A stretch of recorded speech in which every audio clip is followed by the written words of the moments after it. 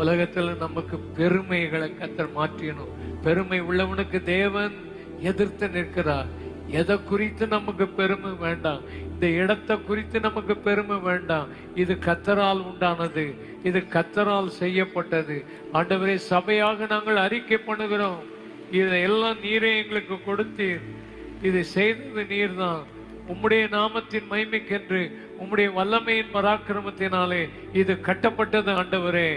அல்லேலூயா. எங்க வாழ்க்கையில எந்த பெருமையும் வேண்டாம். படிப்பு பெருமை, ஜாதி பெருமை ஆண்டவரே, வேற விதமான பண பெருமைகளோ, பதவி பெருமைகளோ, வேற எந்த பெருமைகளோ, பாஸ்டர் என்ற பெருமைகளோ எங்களுக்கு வேண்டாம் ஆண்டவரே.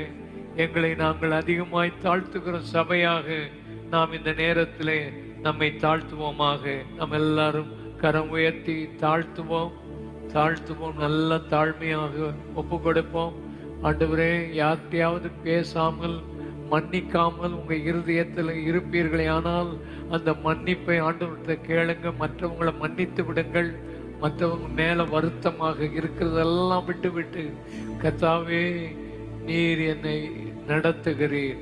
எல்லாரும் வாயத்திறந்து இனிமேல் கத்தரை கொஞ்ச நேரம் தோத்திரம் பண்ணுவோம். போன வருஷத்துல கத்தர் நம்மை நடத்தினதற்காக எல்லாரும் கைகளை உயர்த்தி 12 மாதம் நடத்தி இந்த கடைசி ஆண்டவரே 4 நிமிஷத்துல நாங்க வந்திருக்கிறோம்.